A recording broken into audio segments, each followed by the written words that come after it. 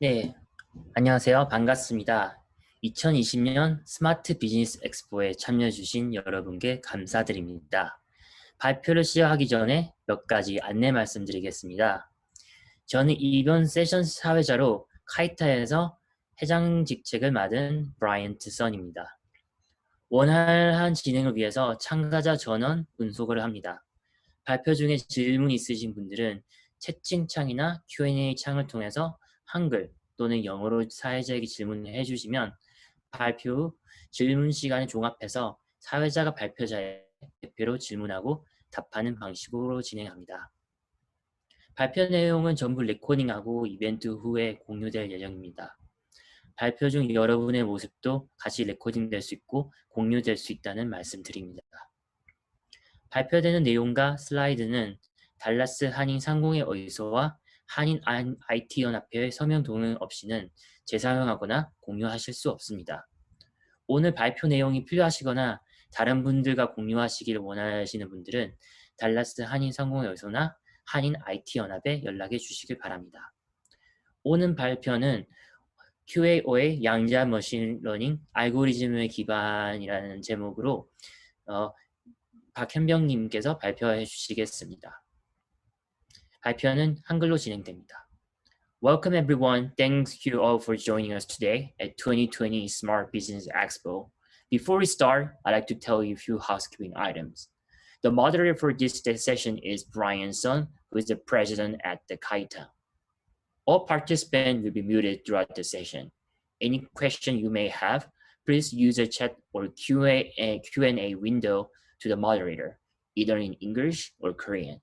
The moderator will collect all questions and ask as a speaker later in Q&A if time permits. This session will be recorded and shared later. During the session, some of you may be included and shared as a part of the entire recording. All content and slides cannot be used or shared without the Dallas Korean Chamber of Commerce and KAITA's permission. If you need any of the content or slide, please contact Dallas Korean Chamber of Commerce and KAITA. Today's presentation is OAQA, 양자 machine learning, quantum machine learning, algorithm based of algorithm 기반 by Park Hyun-byung. This session will be in Korean. Speaker, now you can present. 발표자분 이제 발표하시죠.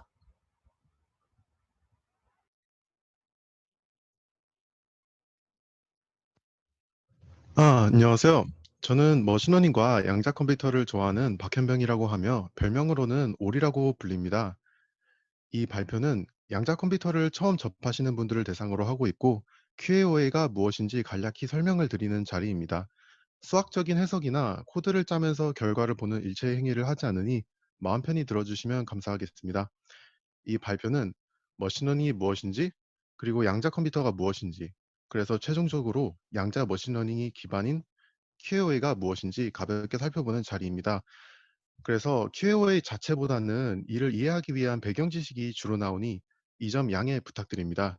저는 머신러닝 전문가도 양자 컴퓨터 전문가도 아니기 때문에 여기서 전달하는 내용이 틀린 점이 있을 수 있으니 만일 그렇다면 지적 부탁드립니다. 자, 그렇다면은 QAOA가 무엇일까요? 이제 영어로는 이제 Quantum Approximate Optimization Algorithm이라고 이제 불리는데 이것의 약자로 한국어로 풀면 양자, 근사, 최적화 알고리즘입니다. 이렇게 들어서는 사실 이게 무엇인지 어디에 쓰는지 감이 오지 않으실 텐데요. 이게 무엇인지에 대해서는 좀 더 뒤에서 설명하고 먼저 저는 이게 어디에 쓰이는지 설명드리겠습니다. 우리는 세상을 살아가면서 수없이 많은 문제를 마주하고 이를 해결하기 위해 하루하루를 고민하며 보냅니다. 우리가 마주하는 문제는 모두 다를 것인데요. 누군가는 취직 문제를, 누군가는 오늘 저녁 메뉴를 고민할 텐데 또한 이런 문제 말고도 우리 모두가 공통적으로 고민하고 있는 코로나와 같은 문제도 있습니다. 뭐 언제 종식되는지, 치료제는 어떻게 만드는지, 자신의 증상이 코로나인지 늘 고민이 되죠. 이렇듯 세상에는 문제들이 정말 많은데 이 많은 문제들을 혼자서 모두 해결하기엔 너무 힘들겠죠. 누군가가 같이 문제를 해결해 준다면 얼마나 편할까요? 그 역할을 하는 것이 바로 머신러닝입니다. 기계가 세상의 지식을 배워서 우리의 문제를 같이 해결해 주는 거죠. 이러한 머신러닝은 저희 삶 속 여기저기에 깊이 뿌리를 내리고 있는데요. 페이스북의 타임라인에서 여러분들이 보는 글들은 사실 각 개인이 좋아할 것들로 선별된 것이고, 구글은 여러분들이 궁금한 것을 물어보면 실시간으로 답해 줍니다.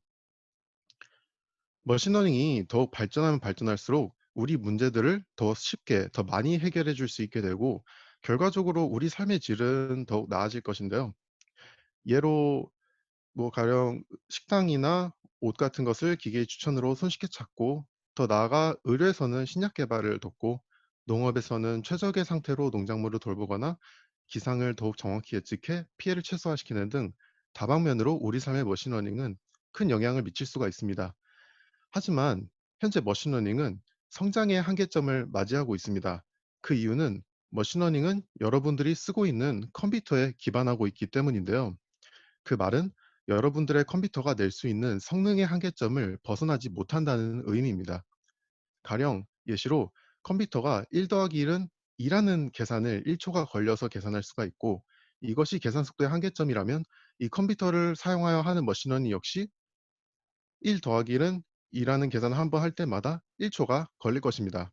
우리가 무슨 짓을 하더라도 이게 0.1초로 줄어드는 기적은 일어나지 않습니다. 컴퓨터 성능의 한계점은 컴퓨터가 적용받고 있는 물리 법칙에 의해 결정되고, 우리가 무슨 일을 해도 이 물리적 한계를 넘어설 수는 없다는 말이죠. 가령 컴퓨터가 펄쩍 뛴다고 생각해 보죠. 이 컴퓨터가 무슨 짓을 하더라도 0.5m 이상을 뛰지 못한다고 가정해 보겠습니다. 그런데 컴퓨터를 둘러싼 물리 법칙이 갑자기 바뀌어 버린 거죠. 중력이 사라져 버린 거예요. 그럼 컴퓨터는 어느 정도 높이를 뛸 수 있을까요? 중력이 사라져 버리면 컴퓨터는 원하는 높이만큼 뛸 수 있을 것입니다. 여기서는 5m를 뛰었다고 해볼게요. 만약 이 뛰는 높이를 컴퓨터의 성능이라고 한다면 바뀐 물리 법칙으로 인해 컴퓨터의 성능은 10배가 좋아진 것입니다. 이처럼 물리 법칙은 컴퓨터 성능의 한계점을 정하게 됩니다. 그렇다면은 현대의 컴퓨터가 적용받고 있는 물리 법칙은 무엇일까요? 바로 고전 물리학입니다. 여러분들에게 친숙하고 직관적인 F는 ma나 마찰력과 같은 뉴턴의 물리학은 고전 물리학의 범주에 들어가게 됩니다. 그리고 저희가 사용하는 컴퓨터는 이 고전 물리학의 영향을 받고 있죠. 고전이라고 불리는 옛날 물리학이 있으면 현대 물리학도 있어야겠죠. 듣기만 해도 머리가 아픈 상대성 이론이나 양자 물리는 현대 물리학의 범주에 들어갑니다. 그러면 지금 두 개의 물리학에 대해서 이야기했는데, 저희는 이를 고전과 현대 물리가 아니라 크게 고전과 양자 물리로 구분짓겠습니다. 현대 물리의 하이라이트 중 하나가 양자 물리학임을 감안하면 이렇게 구분지어도 무방할 것입니다. 자, 여러분들이 쓰고 있는 컴퓨터가 고전 물리학의 영향을 받고 있다고 말씀드렸죠? 그렇다는 의미는 여러분의 컴퓨터는 고전 물리학이 정해준 성능의 한계점을 벗어나지 못한다는 의미입니다. 그래서 사람들은 생각하게 된 거죠. 물리 법칙이 성능의 한계를 정해준다면 다른 물리 법칙을 사용하면 어떨까? 그래서 사람들은 양자 물리학의 법칙을 따르는 컴퓨터를 제작하게 되었는데, 그게 바로 양자 컴퓨터입니다. 저희가 지금 두 종류의 컴퓨터를 말씀드렸는데, 이를 구분짓기 위해 지금부터는 고전 물리학의 영향을 받는 컴퓨터를 고전 컴퓨터, 양자 물리학의 영향을 받는 컴퓨터를 양자 컴퓨터라고 부르겠습니다. 양자 컴퓨터는 이 양자 물리라는 새로운 물리 법칙을 적용받고 있어 기존 고전 컴퓨터가 가진 물리적 한계에서 벗어나게 됩니다. 가령 1 더하기 1의 계산을 2초 걸리던 것이 1 더하기 1의 계산에 2가 1초 걸리던 것이 이제는 양자 컴퓨터로 오게 되면은 0.1초로 줄어드는 것이죠. 자연스럽게 이런 양자 컴퓨터에서 진행하는 머신러닝 역시 0.1초, 즉 기존 고전 컴퓨터의 머신러닝이 가진 한계점을 넘어설 수 있는 새로운 발판이 됩니다. 정리하자면 우리가 꿈꾸는 멋진 미래를 만들기 위해서 머신러닝이라는 기술이 사용되고 있고, 이 머신러닝 기술이 이런 가령 이 해당 성을 넘어야지 도달한다고 가정하면은 고전 컴퓨터의 머신러닝이 도달할 수 있는 범위가 이 정도입니다. 그리고 양자 컴퓨터의 머신러닝은 아직 초기 단계라 이렇다 말하기가 어렵습니다. 다른 물리 법칙을 적용받고 있기 때문에 고전 컴퓨터가 가진 성장 한계치와는 분명 다르지만 양자 컴퓨터의 성장 한계치가 어디까지인지 확인된 적은 없습니다. 어쩌면 고전 머신러닝보다 못할 수도 있고 반대로 상상을 초월한 한계 지점을 가지고 있을 수도 있습니다. 이렇듯 아직 불확실하지만 거대한 잠재력을 가지고 있는 것이 바로 양자 컴퓨터 머신러닝이며, 이 발전 여부에 따라 우리 삶의 판도까지도 바꿀 수 있는 거대한 힘이 될 수 있습니다. 우리가 살펴보고자 하는 이 QAON은요, 이 양자 컴퓨터 머신러닝의 뼈대라고도 할 수 있는 알고리즘입니다. 양자 머신러닝이 QAO에서 출발했다고 생각하셔도 될 것 같은데요. 그렇기 때문에 QAO를 이해한다는 것은 더 나아가 양자 머신러닝을 이해할 수 있는 기반이 된다는 말이죠. 지금까지 QAO가 어디에 쓰이는지를 알아보았습니다. 양자 머신러닝을 위한 뼈대로서 QAO는 그 역할을 하고 있다고 생각하시면 될 것 같습니다. 그렇다면 QAO가 무엇일까요? 양자 근사 최적화 알고리즘이라는 이름에서 추측해 보건대, 무언가를 근사적으로 최적화시키는 양자 컴퓨터 알고리즘입니다. 하지만 기존에 머신러닝을 해오시던 분이 아니라면 여기서 말하는 근사 최적화에 대한 의미가 와닿지 않으실 겁니다. 이를 이해하기 위해서 머신러닝에 대해서 알아보겠습니다. 최근에 머신러닝에 관한 이야기는 귀에 못 박히도록 들어오셨을 것이기에 용어 자체의 생소함을 느끼시는 분은 없으실 겁니다. 머신러닝은 문자 그대로 머신 러닝, 기계가 배우는 것입니다. 가령 저희를 생각해 보죠. 우리는 세상을 살면서 끊임없이 배워갑니다. 젓가락질, 걷는 법, 말하는 법 등 실패를 반복하면서 스스로 배워가죠. 저희가 뇌를 조작해서 하는 방법을 심어둔 것은 절대 아닙니다. 배운다는 표현이 좀 추상적이니 좀 더 명확히 표현해 보겠습니다. 가령 1 더하기 1을 2라는 것을 이런 위에 있는 지식을 습득하는 것이 목표라고 했을 때, 우리가 원하는 것은 이 지식을 습득하기 전에 뇌가 이렇게 지식으로 꽉 찬 뇌로 변하는 것이 목표이죠.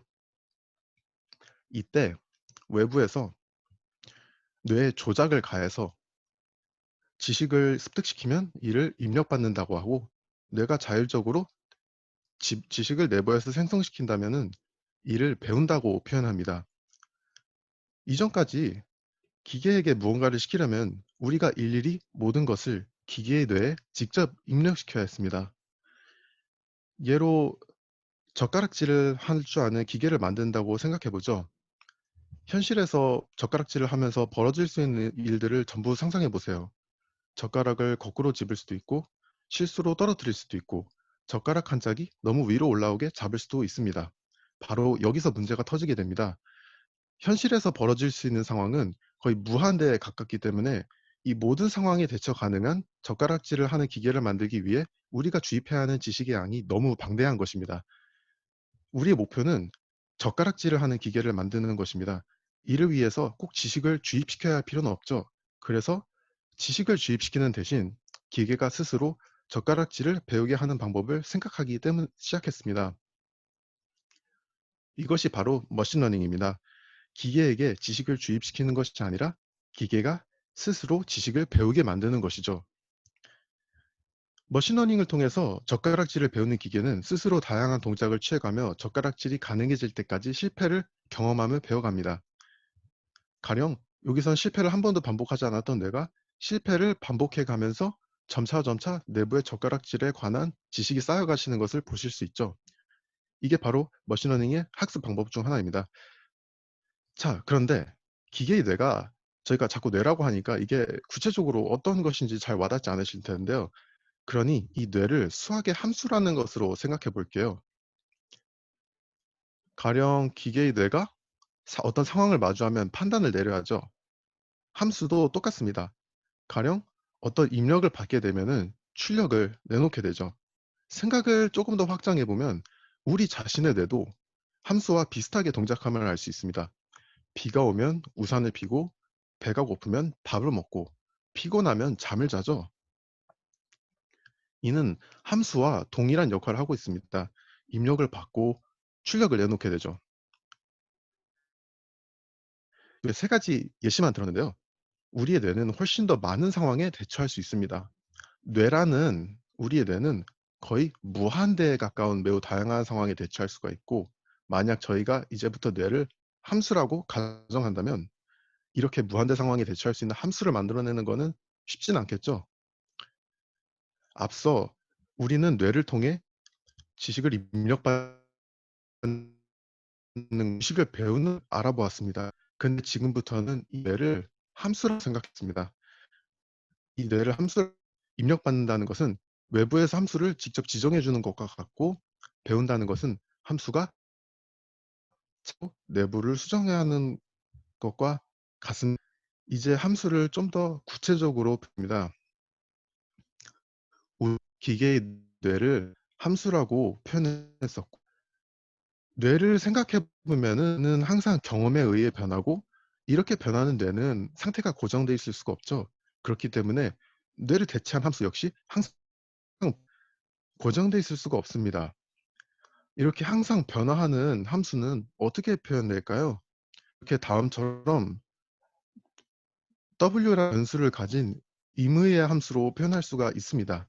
가령 저희가 W에 1을 넣는다면 함수는 1x, 2를 넣는다면 2x, 3을 넣는다면 3x로 변화하겠죠. W에 들어가면 무한하니까 이 함수 역시 무한하게 변화할 수 있습니다. 이러한 함수 wx는 항상 변화하는 뇌를 하고 있다고 생각해도 될 것입니다. 자, 이제 저희는 입력과 배운다는 의미를 조금 더 쪽으로 바꿀 수 있을 것 같습니다. 여기서 이제 입력받는다는 것을 이렇게 저희가 함수를 wx로 변화 상태로 표현하기로 했으니까, 것은 w를 직접 수정한다는 의미고, 그것은 이 함수 w를 함수가 자율적으로 직접 수정해 간다는 의미로 생각할 수 있습니다. 가령 한 가지 상황을 가정해 보죠. x가 1이고 y가 2일 때 이 관계를 설명해 주는 함수를 찾아야 하는 상황을 생각해 봅시다. 입력받는 경우 저희가 여기 ex를 함수를 직접 준 것이죠. 저희가 이걸 보자마자 사실 이 함수가 ex라는 것을 알기는 쉽죠. 그런데 배우는 경우에는 함수가 이 미지수 w를 2라는 적절한 숫자로 스스로 바꾸는 것입니다. 외부에서 저희가 넣어주는 것이 아니에요. 그럼 이쯤에서 머신러닝이 무엇을 하는지에 다시 생각해 보겠습니다. 머신러닝은 기계가 배운다는 것이죠. 기계가 배운다는 것, 기계의 뇌가 상황에 맞춘 적절한 판단이 가능하도록 뇌가 스스로 변화한다는 의미와 동일합니다. 우리는 기계의 뇌를 함수라고 생각하기로 했으니, 이제 이 표현을 함수가 x를 입력받았을 때 y라는 출력이 가능해지도록 스스로 변화하는 것이라고 바꿀 수 있겠습니다. 조금 더 구체적으로 말한다면은 x가 주어졌을 때 y를 출력 가능하도록 이 w 값을 수정하는 것을 이렇게 이제 기계가 배운다고 표현할 수 있겠습니다. 정리하자면 기계 내부에 있는 이 뇌에 해당하는 함수가 스스로를 x와 y라는 경험에 적합하게 수정하는 것입니다. 우리는 이를 기계가 배운다라고 해서 기계 학습, 머신 러닝이라고 부르는 것이죠. 이제 저희는 기계가 배운다는 의미를 알게 되었는데요. 그래서 기계는 어떻게 배우는 걸까요? 저희는 이제 x가 1이고 y가 2라는 경험을 하면은 y는 ex라는 함수를 어렵지 않게 찾을 수 있습니다. 하지만 기계는 이 wx라는 함수는 알아도 이 경험에 적합한 w가 2라는 것은 모릅니다. 그렇다면 기계는 어떤 방식으로 이 w를 찾아갈까요? 기계가 이전에 배운 경험에 의해 w에는 0.1이 들어가 있다고 생각해 보죠. 이제 이걸 어떤 식으로 고칠까요? 우리가 무언가를 배울 때 무엇이 필요한지 생각해 보세요. 가령 노래를 배운다고 가정하면 그냥 무작정 노래를 부르면 실력이 늘까요? 무수히 많은 곡들을 계속 듣고 이를 따라한다면 실력이 늘까요? 느는 사람이 있죠. 우린 그런 사람들을 천재라고 부릅니다. 우리가 천재가 아니라면 우리가 무엇을 잘못하고 있는지 우리가 정답으로부터 얼향성을 잡죠. 마찬가지로 함수를 수정하기 위해서는 이 함수가 얼마만큼 잘못됐는지를 알아야 됩니다. 그렇다면은 저희가 지금 초기 상태로 주어진 0.1x라는 이 함수는 얼마만큼 잘못되었을까요? 가령 x가 1로 들어가면은 y가 0.1로 나오게 됩니다. 그래서 출력값은 0.1이죠. 근데 저희가 원하는 값은 1이는 1.9겠죠. 우리는 이 차이를 오류값 또는 잔차라고 부릅니다. 이 오류값이 0이 된다는 것은 x와 y라는 경험을 완벽하게 설명하는 함수를 찾았다는 의미입니다. 현실에서는 이런 함수를 찾을 수가 없습니다. 완벽한 함수란 없기 때문이죠. 하지만 이처럼 간단한 예제에서는 완벽한 함수를 찾는 것이 가능합니다. 다시 돌아가서 w가 0.1일 때 오류값은 1.9였습니다. 저희는 이 오류값이 가능한 0에 가까우게 만드는 이 w를 찾고자 하고 있는 거고, 지금부터 이 w를 조금씩 고쳐가면서 오류값을 한번 확인해 보겠습니다. w를 1이면은 이제 함수는 1x가 되고 1을 넣으면은 1이 출력되겠죠. 그렇기 때문에 오류값은 1이 나옵니다. w를 2를 넣어주면은 함수는 2x가 되고 자연스럽게 1을 넣으면은 출력이 2가 돼서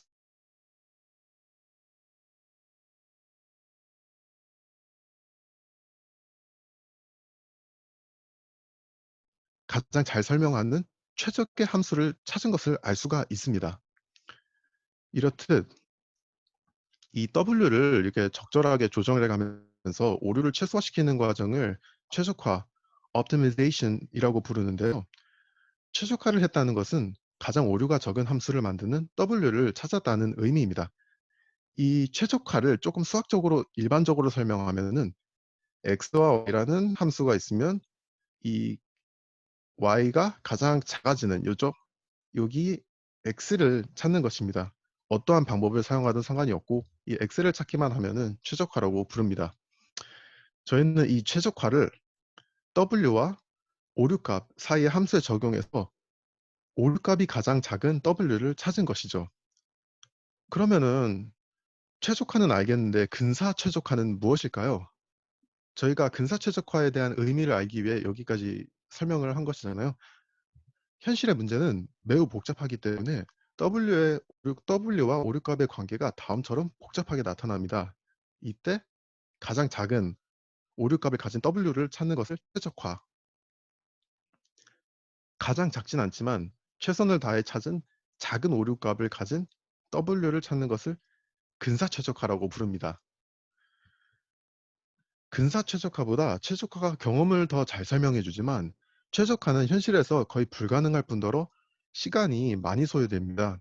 경험을 이렇게 최적화가 95%, 근사 최적화 90%를 설명한다고 하면은 이 5%를 더 설명하기 위해 거의 100배가 넘는 시간을 소요하는 것은 사실 특수한 경우를 제외하고는 보통 가치가 거의 없습니다.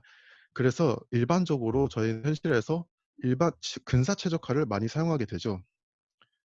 양 컴퓨터나 고전 컴퓨터 둘 다 정보를 표현하고 함수를 만들어내는 방식은 다를지라도 이 최적화시킨다는 의미는 동일합니다. 자, 정리를 해 보겠습니다. 정리하자면 이제 머신러닝은 기계가 배우는 것, 기계가 배운다는 것은 기계가 상황에 맞춘 판단이 가능하도록 변화시킨다는 것이고, 우리가 뇌를 함수라고 가정했을 때 이는 함수를 x와 y의 관계를 가장 잘 설명하도록 변화시킨다는 의미입니다. 뇌는 계속 변하기에 함수도 계속 변해야겠죠? 그래서 변화할 수 있는 임의 함수 wx를 놓았었고, 그래서 기계가 배운다는 것은 x와 y를 가장 잘 설명한 함수를 만들기 위해 이 w를 수정하는 것입니다. 그런데 이 w를 무작정 수정한다고 최적의 함수가 나오진 않겠죠?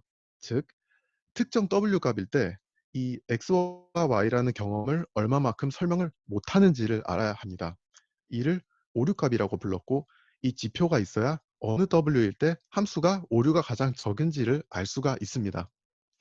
자연스럽게 이는 w와 오류값 사이에 함수를 만들어내었고, 저희는 이 오류값이 가장 작은 w를 찾기 위해 이 최적화라는 기법을 사용했습니다. 결과적으로 머신러닝이란 이 기계 내부의 함수이자 뇌에 해당하는 함수가 스스로를 X와 Y라는 경험에 적합하게 최적화를 이용하여 수정하는 것입니다. 조금 길었죠? 제가 여기서 드리고 싶었던 말은 최적화는 머신러닝의 기반이라는 것입니다. 이 최적화가 있어야 머신러닝 역시 이루어질 수가 있다는 말이죠. QA는 양자 근사 최적화 알고리즘이라고 설명드렸었습니다. 여기서의 근사 최적화의 의미가 조금 더 와닿으시나요? 양자 컴퓨터에서 최적화하는 방법을 고안했다는 것은 자연스럽게 이 양자 컴퓨터 머신러닝을 할 수 있다는 의미로 연결됩니다.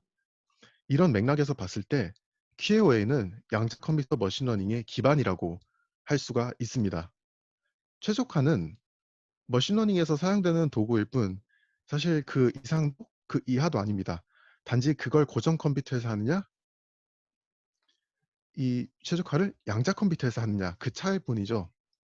그래서 저는 QOA 그 자체보다는 이 QOA를 통해 가능해진 양자 머신러닝과 그것의 그것이 이 양자 머신러닝이 가져올 파급력을 이해하는 것이 중요하다고 생각을 하는데요. 근데 이 파급력을 이해하기 위해서는 먼저 양자 컴퓨터를 이해해야 됩니다. 앞서 머신러닝 성능은 컴퓨터 성능에 기반된다고 말씀드렸죠. 그 말은 양자 컴퓨터를 이해해야 양자 머신러닝의 잠재력을 알 수 있게 된다는 말입니다. 더 나아가 이 컴퓨터의 성능은 적용받고 있는 물리 법칙에 의해 결정되고 고전 컴퓨터의 한계를 극복하기 위해 양자 컴퓨터가 나왔다고 했었습니다. 우리는 이것을 먼저 이해하고 이후에 QA에 대해서 더 자세히 설명을 이어나갈 것입니다. 자, 지금 고전 컴퓨터와 양자 컴퓨터, 이제 양자 컴퓨터가 무엇인지 설명드리겠습니다. 고전 컴퓨터와 양자 컴퓨터 둘 다 정보를 1과 0으로 표현하는 것은 동일합니다. 하지만 이 1과 0을 무엇을 이용해 표현하느냐가 다릅니다. 고전 컴퓨터에서는 이제 익숙하신 분들이고 익숙하지 않으실 수도 있는데 1과 0을 1과 0을 이라는 정보를 표현할 때 정보가 흐르냐 흐르지 않느냐로 표현합니다. 가령 여기 전선이 있죠. 이 전선 안에는 전기가 이렇게 흐르고 있을 것입니다. 이러한 전기는 이렇게 이렇게 보이시는 전자들의 집합이고 해당 전자들이 이렇게 흐르고 있으면은 1이고 흐르지 않으면 0인 셈이죠. 고전 컴퓨터는 이렇게 1과 0을 이라는 정보를 표현하는 데 있어서 이 수많은 전자들의 집합을 사용하였지만 양자 컴퓨터는 여기 보이는 이 전자 딱 하나만을 사용합니다. 즉 이 전자 하나를 똑 떼와 가지고 이 전자가 가지고 있는 물리량 중 하나인 전자의 스핀이라는 물리량을 이용해 1과 0을 표현하는데요. 이 전자의 스핀이라는 용어가 상당히 생소하실 것입니다. 비유하자면 이는 나침반의 바늘과 비슷한데요. 이 나침반 통이 전자라면은 나침반의 바늘은 전자의 스핀인 셈이죠. 바늘이 위아래로 흔들리는 모습이 기억나시나요?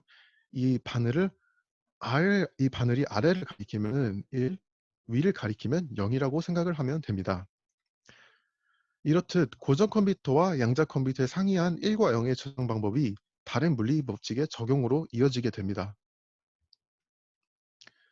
전자의 집합이라는 매우 큰 물체들은 고전 물리학의 법칙을 따르게 되지만 이렇게 전자 하나와 같이 매우 작은 물체는 양자 물리학의 법칙을 따르게 됩니다. 이 10나노미터라는 물체의 크기가 바로 고전 물리와 양자 물리 어느 쪽을 따를지 결정하는 기준점이 되는데요. 여기 보시면 이 전자 하나 10나노미터보다 작죠. 그렇기 때문에 양자 물리학을 따르게 되고 이 전자들이 가득 모인 이 전기는 10나노미터보다 크기 때문에 고전 물리학을 따르게 됩니다. 이렇듯 이 전자가 양자 물리학을 따르게 되면서 이 고전 물리학에서는 볼 수 없는 재미있는 현상이 일어나게 되는데 양자 중첩, 양자 얽힘, 그리고 관측 이 세 가지입니다. 이 중에 저희는 이 양자 중첩에 대해서 먼저 알아보죠. 우리는 전자의 스핀이라는 물리량을 이용해 1과 0을 표현하였습니다. 그런데 양자역학의 세계로 넘어오면서 이는 더 이상 1과 0으로 뚜렷하게 구분되지 않게 됩니다. 여기서부터 조금 어려우실 수도 있는데요. 양자 물리의 세상에서는 정보가 확률로 표시되기 시작하는데요. 이 확률을 이해의 편의상 비율이라고 생각하셔도 됩니다. 가령 저희가 물과 기름은 몇 퍼센트 비율로 서로 섞여 있다 이런 느낌으로 이해하셔도 될 것 같은데요. 저희가 원래 1 이라고 표시된 것은 1이 100% 비율, 0이 0% 비율로 섞인 것이고, 원래 0이었던 것은 1이 0% 비율, 0이 100% 비율로 섞인 것으로 생각할 수가 있습니다. 이는 양자역학에서 벌어지는 기이한 일인데, 정보들이 이 1과 0이란 정보들이 비율에 따라 섞일 수가 있게 되는 것인데요. 그렇다면은 저희는 이 1이 50% 비율, 0이 50% 1이 50%, 0이 50% 비율로 섞이는 것도 가능하다는 말이겠죠? 그렇다면은 이 전자는 1과 0을 동시에 표현하고 있는 셈입니다. 1과 0은 전자의 스핀이라고 했으니 이 경우 전자의 스핀이 위아래를 동시에 가리키고 있는 셈이죠. 이것이 바로 양자 중첩입니다. 전자의 스핀이 중첩되어서 표현될 수 있는 현상이죠. 전자 스핀은 낯선 개념이니 이제부터 1과 0이 중첩되어 있다고 표현하겠습니다. 그래서 1과 0이 중첩되면은 어떤 이점이 있을까요? 전자 하나가 존재하면은 이 전자는 0과 1, 이 두 가지 정보를 표현할 수 있게 됩니다. 가령 전자 하나 더 늘려볼게요. 전자가 두 개면 어떻게 될까요? 이 전자는 각각 중첩돼 있죠. 그래서 0, 0일 수도 있고 0, 1일 수도 있고 1, 0일 수도 있고 1, 1일 수도 있습니다. 이렇게 네 가지 정보가 이 전자 두 개만 가지고도 한 번에 표현되고 있는 상태인데요. 그렇다면 이 전자 하나 더 추가한다면 0, 0, 0부터 1, 1, 1까지 더 자세히 설명하진 않겠는데 이렇게 8개의 정보를 표현할 수 있게 됩니다. 하나의 전자가 이렇게 하나씩 추가될 때마다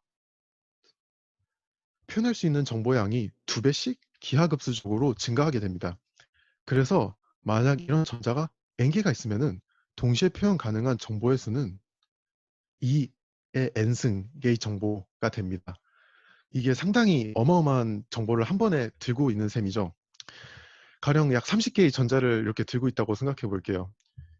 30개의 전자가 한 번에 다 중첩돼서 한 번에 위에 있다는 것은 약 10억 개의 정보를 동시에 표현하고 있는 셈이 됩니다. 하지만 이렇게 많은 정보를 동시에 들고 있는 것이 무엇에 좋을까요?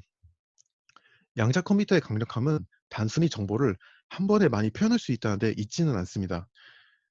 자, 한번 저희가 다른 예시 볼게요. 저희가 전자가 간소하게 두 개를 사용해 보겠습니다. 이 두 개의 전자는 중첩돼 있고 이렇게 중첩돼 있기 때문에 이렇게 네 개의 정보 00부터 11까지 이렇게 네 개의 정보를 표현하고 있죠. 이 두 개의 전자에 저희가 알고리즘을 적용하면 어떻게 될까요? 이 두 개의 전자에 알고리즘이 이렇게 적용되면요. 이 전자 두 개가 표현하는 이 네 개의 정보의 알고리즘이 동시에 적용되게 됩니다. 문자 그대로 동시입니다. 병렬로 처리하는 것과 동일한 효과죠. 이렇게 양자 컴퓨터에서 이런 알고리즘을 한 번에 적용 가능한 것이 고전 컴퓨터에서는 이렇게 네 번에 걸쳐 각각 나눠서 계산해야 됩니다. 만약 이게 전자가 두 개라면 한 번과 네 번의 차이지만 전자가 30개라면요. 전자가 30개면 우리는 10억 개의 정보를 동시에 들고 있는 셈이며 이렇게 양자 컴퓨터에서는 10억 개의 정보를 한 번에 처리할 수가 있는데 고전 컴퓨터에서는 이거를 약 10억 회 반복해야 됩니다. 양자 컴퓨터는 이렇게 적은 30개의 전자 이런 걸로도 매우 10억이라는 되게 커다란 정보를 한 번에 표현할 수가 있고 저희가 전자를 30개만 사용할 수 있는 건 아니잖아요. 전자를 더 많이 사용하게 되면 정보의 개수가 거의 무한대에 가까워진 엄청난 양의 정보의 크기를 한 번에 표현할 수가 있고 또한 이를 단 한 번 만에 계산할 수가 있습니다. 이게 바로 고전 컴퓨터와는 다른 양자 컴퓨터의 강력함입니다. 고전 컴퓨터가 이렇게 여러 번에 걸쳐서 계산하는 것을 10억 회가 아니라 딱 한 번만 계산하기 때문에 그 계산 속도가 매우 빠르죠. 약간의 이해를 돕기 위해 저희는 지금부터 0부터 3까지의 정수 중 어떤 숫자가 홀수인지 판별하는 알고리즘을 잠시 보겠습니다. 그리고 저희가 여태까지 사용했던 이진수 00부터 11까지는 십진수 0부터 3까지에 동일하게 동일하게 표현하고 있는 것이기 때문에 우리는 기존에 사용하던 전자 두 개를 그대로 계산에 사용할 수 있습니다. 먼저 고전 컴퓨터 살펴보죠. 고전 컴퓨터 여기 0부터 1, 0, 1, 2, 3을 각각 함수에 집어넣는다면 얘가 홀수인지 아닌지 검사를 하나씩 검사를 하게 됩니다. 이렇게 검사를 하면 총 4번의 검사 과정을 거치면 1과 3이 홀수임을 알아낼 수 있습니다. 다음으로 양자 컴퓨터는 이렇게 전자가 두 개면은 이렇게 00, 01, 10, 11 이렇게 네 가지 정보를 동시에 표현한다고 말씀드렸고, 이는 각자 0, 1, 2, 3이라는 정수를 잘 표현해 주고 있습니다. 0부터 3까지 한 번에 약간 들려져 있는 셈이죠. 이 확률은 각각 이렇게 25%로 각각 존재하고 있는데, 이제 이거를 홀수 짝수 판별하는 알고리즘을 거치게 되면은 다음과 같은 이렇게 확률로 변하게 됩니다. 이렇게 동일했던 확률이 이렇게 동일하지 않게 변했죠. 0이 1%, 2가 49%, 2가 1%, 3이 49% 이렇게 변하게 됩니다. 이렇게 1과 3의 확률이 높아지고 0과 2의 확률이 낮아졌죠. 이를 그래프로 표현한다면 다음과 같습니다. 이렇게 동일하던 확률 분포가 이렇게 쭉쭉 올라왔죠. 저희는 이 1과 3의 확률이 높기 때문에 우리는 이 홀수가 1과 3임을 알게 됩니다. 지금 말씀드리지만 이 양자 컴퓨터가 특정 답을 찾아내는 방식은 이 확률에 기반하고 있습니다. 이렇게 중첩되어 있는 수많은 정보 중에 확률이 가장 높은 것이 정답이라고 생각하는 거죠. 즉, 양자 알고리즘은 이렇게 중첩되어 있는 이 확률에 영향을 미치는 식으로 동작하게 됩니다. 그렇다면 대체 이 양자 알고리즘이라는 것은 무엇으로 이루어져 있을까요? 우리는 지금까지 양자 컴퓨터가 양자 중첩이라는 현상을 이용해 어떻게 정보를 저장 혹은 표현하는지를 알아보았습니다. 이제는 이 저장된 정보를 처리하는 양자 알고리즘의 구성 요소를 가볍게 살펴볼 건데요. 그 전에 잠시 고전 컴퓨터로 돌아가 볼게요. 고전 컴퓨터에서는 정보를 전선에 전기가 흐르지 않으면 0, 흐르면 1이라는 방식으로 저장한다고 말씀드렸습니다.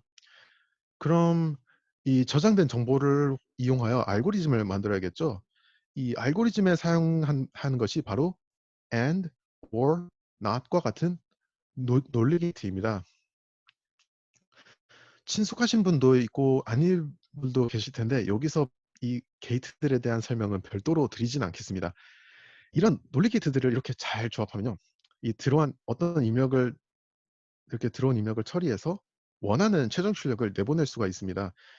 일반적으로 이렇게 논리 게이트들을 이렇게 잔뜩 조합한 것을 회로라고 부르고, 이런 회로는 곧 함수처럼 동작하며 이게 곧 알고리즘이라고 생각하셔도 됩니다.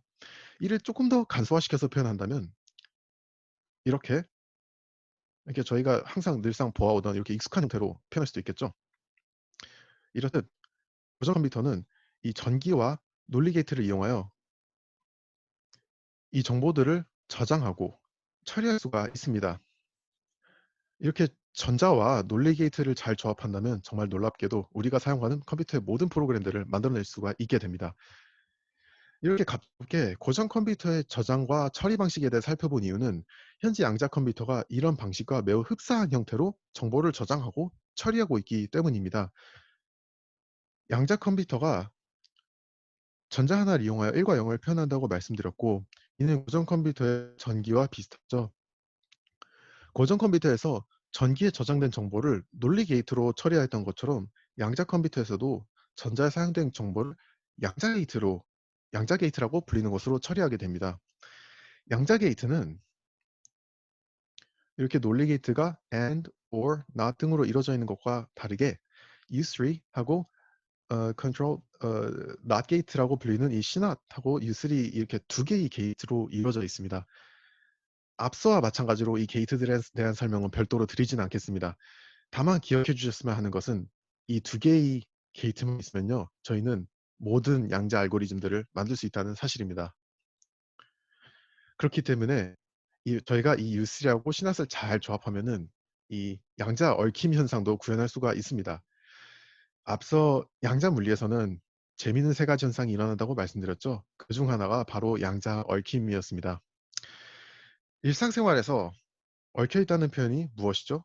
만약 이렇게 전선들이 꼬여 있으면 저희는 이를 얽혀 있다고 봐도 됩니다.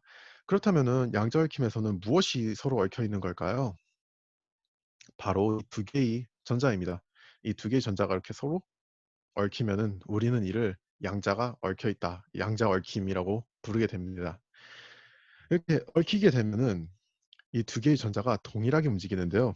한쪽이 1이면 다른 쪽도 1, 한쪽이 0이면은 다른 쪽도 0으로 바뀌게 되죠.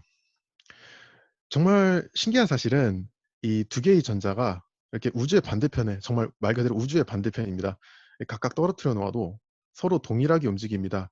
즉 양자 얽힘 현상은 이렇게 거리하고 무관합니다. 이게 너무 이상한 현상이었기 때문에 아인슈타인은 이를 보고 되게 기이하다고 표현했었는데요.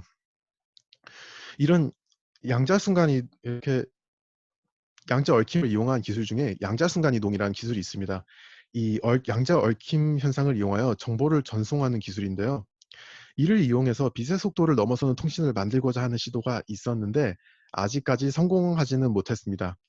현재까지 빛의 속도를 넘어서는 통신이 불가능하다는 것이 결론이고요.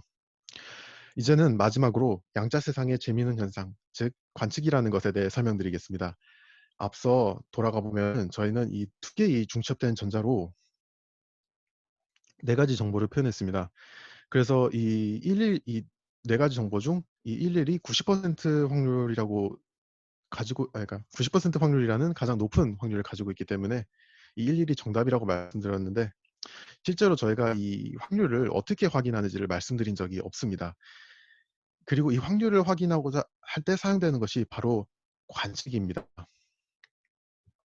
관측은 생각하시는 그대로의 의미입니다. 바로 무언가를 본다는 행위이죠. 지금도 제 발표를 다들 관측하고 계십니다. 우리가 늘상 하는 관측에는 별다른 특별한 점이 없지만 양자 세계에서의 관측은 조금 특별한 의미를 가지게 되는데요. 가령 이 0과 1이 섞인 중첩 상태의 전자 하나가 눈앞에 있네요. 그런데 이 중첩 현상이 언제 일어난다고 말씀드렸죠? 양자의 세계에서만 일어난다고 말씀드렸습니다. 저희가 사는 고전 물리학의 세상에서는 이런 중첩 현상이 일어나지 않습니다. 오직 1과 0 둘 중 하나만 존재하고 오직 양자역학의 세계에서만 이 0과 1이 이렇게 중첩돼서 존재할 수가 있죠. 자, 그렇다면은 이 양자 물리학의 세상에 이 0과 1이 중첩된 전자가 하나 있네요. 우리는 이 전자 안에 담긴 값을 확인하고 싶습니다. 그래서 관측을 했어요. 그렇다면은 어떤 값이 나타날까요? 0과 1이 중첩된 값 그대로 나타날까요? 우리가 눈으로 볼 수 있는 결과값이라는 말은 우리가 볼 수 있을 만큼 크다는 의미입니다. 다시 말해 저희가 결과값을 확인한다는 것은 저희는 고전 물리학의 세상이라는 거죠. 이 고전 물리학의 세상에서는 0과 1이 동시에 중첩될 수가 없습니다. 그럼 어떤 값이 나타날까요? 바로 1과 0 둘 중 하나입니다. 우리가 중첩된 전자를 보게 되면은 우리는 고전 물리학의 세상에 있기 때문에 전자는 0과 1 한 가지 상태로 고정되어 나타나는 것이죠. 이제 저희는 관측이 무엇인지 알게 되었습니다. 그런데 애초에 저희 목적은 이 관측을 통해 다음처럼 0과 1의 중첩 확률을 알아내는 것이 목표였습니다. 가령 0이 25%고 1이 75%라는 이 확률을 알아내는 것이 목표죠. 이를 관측을 통해서 어떻게 알아낼까요? 가령 여기에 중첩된 전자가 하나가 있습니다. 여기는 발표 자료니까 0과 1이 중첩된 게 잘 보이지만 현실에서 이 전자는 매우 작아서 저희 눈에 보이지 않아요. 그렇기 때문에 잠시 커튼으로 가려 놓겠습니다. 자, 이제 커튼을 열어서 관측을 할게요. 0이 나왔네요. 한번 가렸다가 다시 열면은 1이 나옵니다. 한번 가렸다가 다시 열면 또 1이 나오고 한 번 더 하면은 이렇게 또다시 1이 나오게 되는데 총 0이 1개, 1이 3개가 관측되었습니다. 우리는 여기서 0은 4번 중에 1번 관측되었으므로 25%의 확률, 1은 4번 중에 3번 관측되었으므로 75%의 확률로 중첩되어 있을 것이라고 추측할 수가 있습니다. 이것이 중첩된 전자의 확률을 알아내는 방법입니다. 약간 황당하게 들리겠지만 우리가 반복적인 관측을 통해서 나타나는 정보들의 출현 비율은 전자들이 관측당하기 전 지닌 정보들의 확률에 영향을 받습니다. 이로써 저희는 양자 물리에서 벌어지는 세 가지 현상을 모두 알아보았습니다. 쉽진 않죠? 양자 컴퓨터는 기존의 사고방식을 완전히 벗어나는 새로운 방식으로 동작하기 때문에 한 번 듣고는 이해하기가 여간 까다로운 것이 아닙니다. 요약하자면 양자 컴퓨터의 장점은 크게 두 가지입니다. 양자 컴퓨터는 기존 고전 컴퓨터가 오랜 시간 걸리는 계산을 빠르게 끝낼 수가 있고, 양자 얽힘 현상은 새로운 기술의 탄생을 불러일으킬 잠재력을 가지고 있다는 거죠. 물론 양자 컴퓨터가 모든 계산에서 고전 컴퓨터보다 계산이 빠른 것은 아니고 오직 특정 문제에서만 고전 컴퓨터보다 빠릅니다. 이런 빠른 계산 속도의 이점을 활용하여 나온 대표적인 양자 알고리즘으로는 현 암호화 체계인 RSA를 깨트릴 수 있다는 슈어 알고리즘, 그리고 그 데이터베이스 검색에 사용할 수 있는 이 정보 검색에 사용되는 그루버 알고리즘, 이 두 가지를 들 수 있을 것 같습니다. 그리고 이 양자 머신러닝 또한 이 양자 컴퓨터 특유의 빠른 계산 속도를 활용할 수 있는 영역 중 하나로 알려져 있습니다.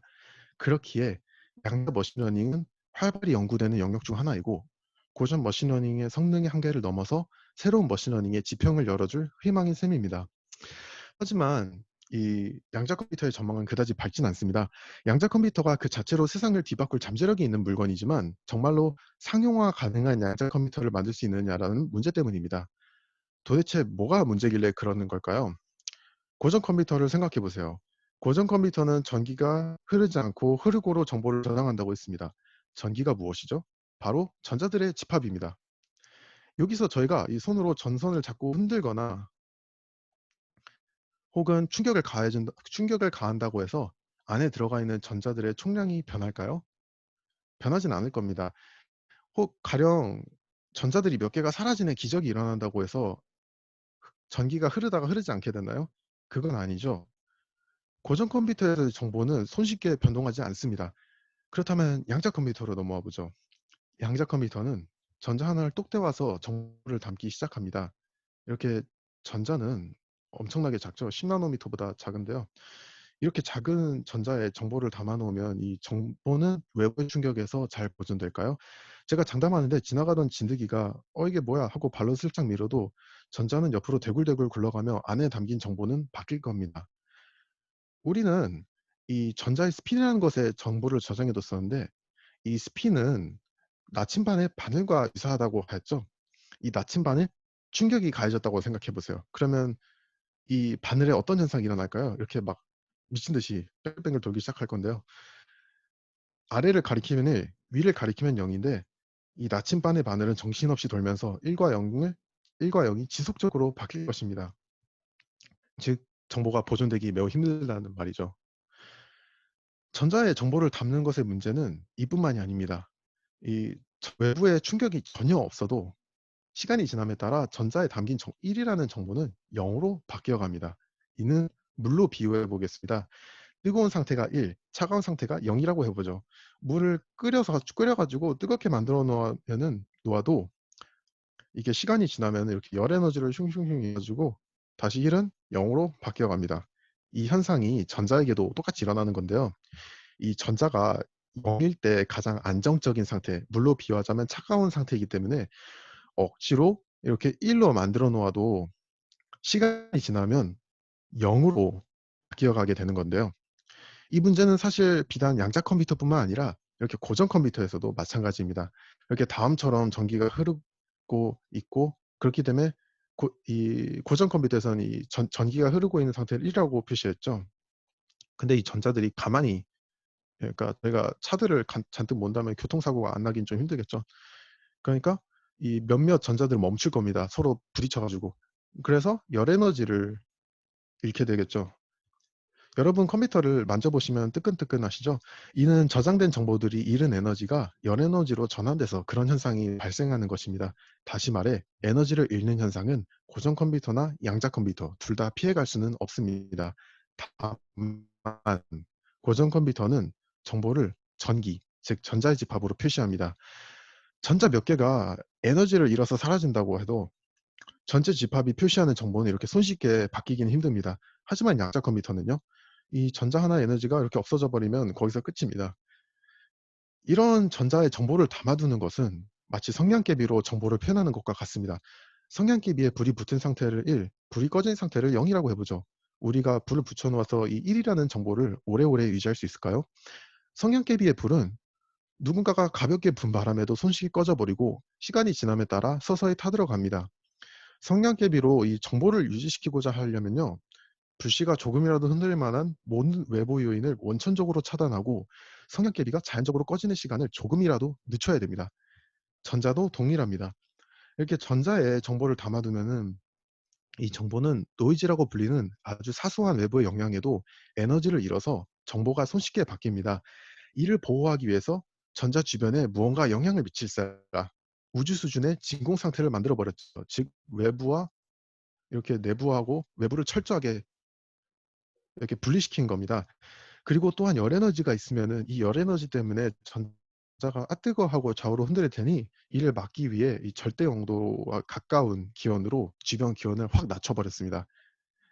전자 하나의 정보를 보존하는 것도 이렇게 힘든데 수십 수백 개의 전자들이 수십 수백 개의 전자들의 정보를 모두 보존하는 양자 컴퓨터를 만드는 것은 얼마나 까다로울까요?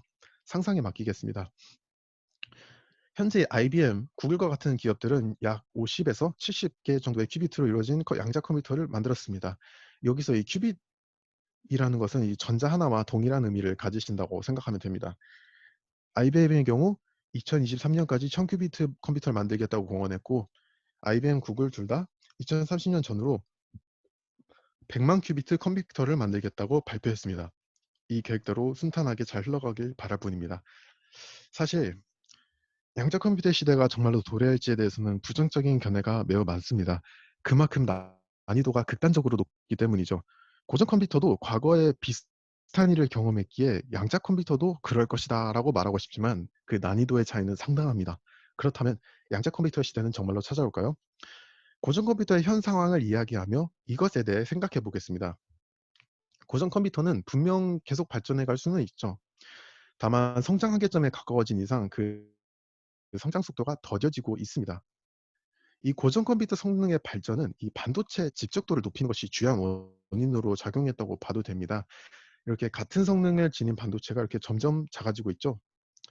이 시간이 가면 갈수록 점점 작아져서 우리가 사용하는 컴퓨터의 크기가 같아도 그 컴퓨터 안에 CPU의 크기가 같아도 안에 더 많은 반도체를 넣을 수 있었고 결과적으로 성능이 향상되었던 것입니다. 이 반도체의 크기는 이 현재에 이르러서 상상을 초월할 만큼 작아졌는데요. 이제 현대의 반도체 제조 공정 기술은 이미 10 나노미터 이하로 접어들었습니다. 이미 양자역학의 법칙을 받고 있다는 말이죠. 그래서 양자 물리에 대한 이해는 사실 반도체 제작에 있어서 필수 요소입니다. 컴퓨터의 성능을 높이려면 반도체를 더 작게 만들어야 되는데 문자 그대로 더 작게 더 만드는 것이 힘들기도 하고 양자 물리의 세계로 접어들어 이 반도체 제작 난이도가 상승해 버렸어요. 고전 컴퓨터 발전 속도가 더뎌지고 있는 원인입니다. 그리고 고전 컴퓨터는 아직까지는 전기를 이용해서 0과 1을 표현하고 있지만 정보 저장 방식의 변화를 목전에 두고 있습니다. 성능을 위해 집적도를 높이려면 반도체 크기를 더 작게 만들어야겠죠. 자연스럽게 반도체 내부의 전선의 크기를 이렇게 폭을 줄여가다 보면은 어느 순간 이렇게 전자들이 더 이상 들어가지 못하는 이렇게 전기가 더는 흐르지 못하는 순간이 올 것입니다. 결과적으로 정보를 이렇게 전자에 저장해야 하는 순간이 올 텐데요. 근데 설령 이 전자에다가 정보를 담는다고 해도 이 고전 양자중첩이나 양자얽힘, 관측과 같은 정보의 표현과 처리에 적극적으로 활용하지 않는다면은 그건 고전 컴퓨터와 마찬가지입니다. 정리하자면 고전 컴퓨터에 사용되는 반도체는 그 크기가 작아짐에 따라 양자 물리를 적용하고 있지만 여전히 고전 물리를 따르던 시절에 사용되던 정보 표현과 처리 방식을 답습하고 있습니다. 그저 크기가 작아져서 더는 고전 물리를 사용할 수 없게 된 것뿐이죠. 어차피 양자 물리를 이용해야 된다면 양자 물리가 가진 이점을 최대한 활용하는 양자 컴퓨터로의 전환은 선택이 아닌 언젠가 마주할 수밖에 없는 현실이라고 생각합니다. 대기업들이 하나둘 뛰어들고 있고 스타트업도 하나둘 생겨나고 있는 것이 양자 컴퓨터 산업이지만 기술의 어려움으로 인해 사실 그 미래에 얼마나 겨울바람이 몰아칠지 아무도 모릅니다. 제가 이야기할 수 있는 것은 양자 컴퓨터의 전환이라는 그 길이 불가능이라고 생각될 정도로 힘든 길이라 할지라도 피할 수 있는 방법이 없다는 것이고, 그래서 양자 컴퓨터 시대는 반드시 올 것이라고 생각을 하며, 그 시점이 언제가 될진 모르지만 미리미리 살펴보면 남들보다 한 발 앞서 움직이는데 도움이 되지 않을까 생각합니다. 오래 기다리셨습니다. 사실 이 QO에 대한 이야기를 하기 위해 엄청 멀리 돌아왔는데요. 우리는 지금까지 머신러닝, 양자 컴퓨터에 대해 이렇게 쭉쭉쭉 알아보면서 여기까지 왔습니다. 이 QO를 시작하기 전에 잠깐 어 되돌아보죠. 우리는 이 살면서 수많은 문제를 마주하고 이를 혼자 해결하긴 힘드니까 이제 함께 해결해 줄 잘 동료가 곧 필요했었습니다. 그 마무리하셔야 될 것 같습니다. 네네. 알겠습니다. 몇 분 정도 남았나요? 제가 다른 미팅이 있어서 조인해야 될 것 같아서 네. 네, 그거 네, 다음에 세션은 계속 하셔도 되는데 네, 지금은 네. 네, 알겠습니다. 그렇다면요. 저희가 음 사실 QA에 대한 이야기를 좀 했었어야 되는데, 네. QA라는 것은, 네, 앞서 말한 이 최적화의 그 알고리즘 그 자체를 사용하는 이제 기법입니다. 여기서 더 자세히 설명은 못 하겠지만, 이 QA라는 것은 이제 양자 컴퓨터에서 이제 하는 최적화라는 사실, 그거를 기억해 두시면 될 것 같습니다. 사실 그게 핵심이고요. 그렇게 해서 네, 일단은 그러면 이제 시간 관계상 발표는 목요일날 여기까지 세션은 마치고 목요일날 세션은 계속 마치겠습니다. 진행하셔도 될 것 같아요. 지금은 제가 컴플리팅하는 미팅이 있어서 그런데 네, 그 다음에 또 아쉬운 아, 분들은 목요일날 또 참석하셔서 네, 조인하시면 좋을 것 같습니다. 마지막으로 제가 네, 그러면은 그거를 질문을 그래도 간단하게라도 받는 시간을 가지겠습니다. 질문 있으신 분들은 네, 질문하시면 좋습니다.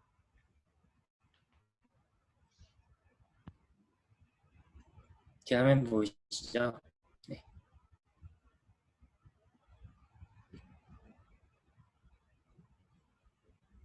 질문 있으시나요? 그러면 제가 준비된 질문 하나 물어볼게요. 양자 컴퓨터에 관해서 공부하고 어떤 일자리를 찾으려면 어떻게 시작하는 게 좋을까요? 현재 양자 컴퓨터로 일자리를 찾으려면은 네. 최소 박사에서 포스닥 정도의 학위가 필요하기 때문에 사실 상당히 힘든 일이라고 말할 수 있을 것 같은데요.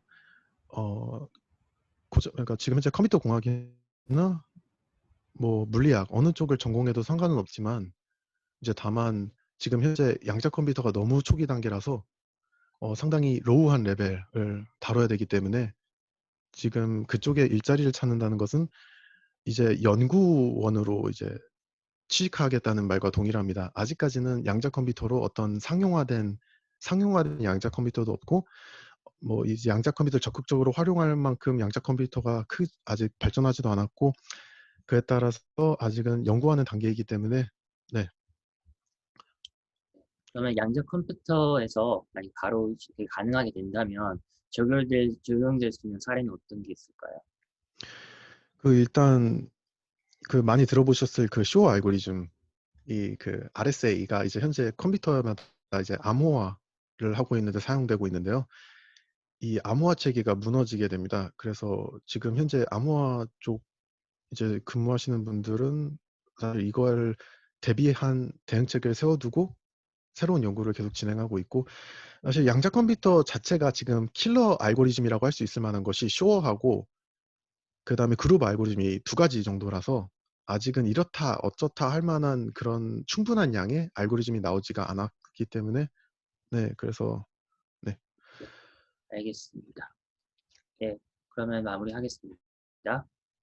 오늘 참여해주신 여러분, 그리고 참고로 이 발표는 또 목요일날 계속 진행되니, 네, 그렇게 참여해주시면 감사하겠습니다. 오늘 참여해주신 여러분들과 발표해주신 네, 그 박현병님께 감사드립니다. 앞에서 말씀드린 대로 이 세션은 레코딩되어서 다양한 방법으로 나눌 예정입니다. 오늘 세션을 다시 보고 싶으시거나 못 보신 세션이 있으시면 레코딩 세션으로 확인해 보실 수 있습니다. 오늘 멋진 2020년 스마트 비즈니스 엑스포를 준비해 주신 달라스 한인상공회의소와 세미나에 도움을 주신 카이타 여러분들께 감사드리며 달라스 한인상공회의소와 카이타에 관해서 더 알고 싶고 궁금하시면 달라스 한인상공회의소 웹사이트와 여기 카카오톡, 페이스북, 링크드인 등 다양한 카이타 SNS를 통해서 혹은 contact@kaita.org로 연락 주시면 감사하겠습니다. 또한 카이타 ORG로 등록하시면 카이타의 업데이트를 뉴스레터로 받으실 수 있습니다. 다른 세션도 많은 참여 부탁드립니다. 여러분 감사합니다.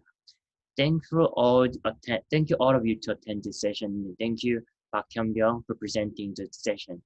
Today's session has been recorded and will be shared via various ways. If you want to watch today's session again or sessions you missed, please check it for recorded sessions later. Special thanks to Greater Dallas Korean American Chamber of Commerce and KAITA staff to prepare this wonderful 2020 Smart Business Expo in these hard times. Please visit koreanchamber.org for more information about Dallas Korean Chamber of Commerce, and please join KAITA through KakaoTalk, Facebook, and various SNS channels. Or contact us at contact@kaita.org if you have any question. Thank you all for your participation, and please join us for other sessions as well. Thank you.